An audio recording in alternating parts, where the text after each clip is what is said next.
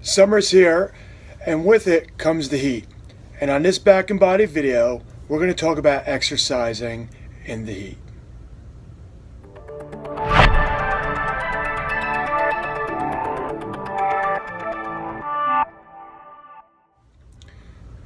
Hi, Dr. Dave Perna here, chiropractor with Back and Body, your collaborative care approach of chiropractic, physical therapy, acupuncture, and medical care, offering our services to the people of Midtown Manhattan, New York City on 58th and Lexington, as well as in Springfield, New Jersey on US Route 22 East in Springfield, offering our services to the people of Union County.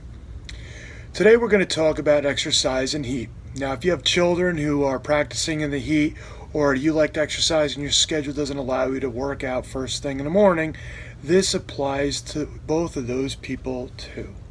So it's important to understand that heat will dissipate or ruin power output. There's a lot of studies on this. It's very easy. Stick a person in a hot room, put them on a power meter with a bike, ask them to run a repeatable course such as like a track, and take measurements with the outside temperature and see how fast they can run versus how fast they can run in a cooler temperature. So runners know this, triathletes know this already, because they use a heart rate monitor a lot of times they run, but a lot of other people don't use heart rate monitors on a regular exercise interval. So let's go over some important things to consider.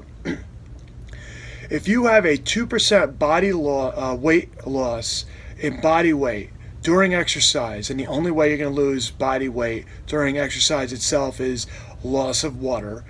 So if you basically lose 2% of your water in your body during a workout, you will have a 4 to 6% decrease or drop in performance. This is important to note. So if you are trying to get the best out of your athletes, or if you're trying to get the best workout you can, you have to stay hydrated during the workout. That means drinking up to the workout time and during the workout time, using various drinks to replace electrolytes as well. The heart can pump up to 7 liters of blood per minute to the skin to dissipate heat. This is important to understand because this is a starve Peter to feed Paul concept. If you're not pushing blood to the muscle to create a better power output performance, and you're pumping it to the skin to cool off the body, you're not getting as much red blood cells and oxygen to the muscles so that they can work harder. If that happens, power output is going to go down. Now, it's also important to understand if the heat brings in humidity like we do in the Northeast here, there's a problem at stake because the body is trying to pump blood, really the plasma portion of the blood, to the skin so that they can dehydrate and you sweat. The red blood cells are going along for the ride. They're just there, part of the blood. So they're not doing anything out there. They really need to be used in the muscle, but they're not going to the right spot. So anyway, plasma is going to the skin. Skin level for sweat. Well, if it's humid out and there's sweat on the skin, the sweat is no longer evaporating, so you're not cooling off. So it's important to understand that it's not just temperature you need to look at, but also the humidity. That's why when it's hot and humid out, it can be very dangerous outside to exercise. There's a study I just recently read for a 1% body weight loss, and once again we're talking more than likely water weight, which is in the body during exercise, you're going to get an increase of 7 beats per minute at the same exercise level you were if you didn't lose body weight. So this is important to understand, and this is why heart rate monitors are so effective in helping determine a workout regimen. Heart rate is what it is. If you can tolerate a certain amount of exercise at 160 beats per minute, say, if you're running 8 miles an hour or 18 miles an hour, it doesn't matter because it's still what your body can tolerate at that heart rate. So let's say a person without a heart rate monitor is outside exercising, trying to keep their normal pace on their normal course, and they're looking at their watch and they realize, I'm behind my normal schedule, I better pick it up. But they're not taking into consideration heat and humidity.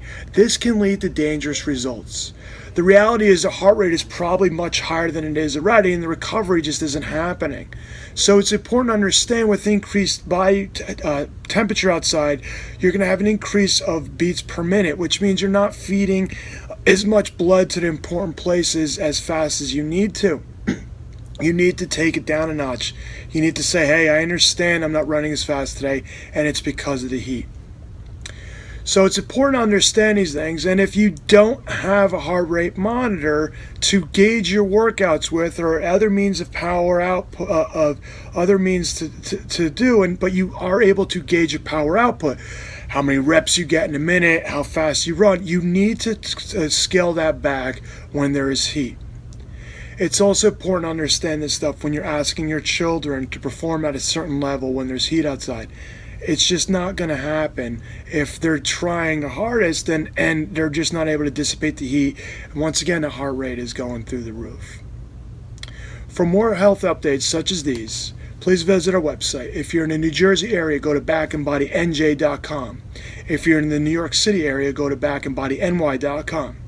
Of course, you can always click like on our Facebook pages, and we post videos like this on regular intervals. We'll see you soon.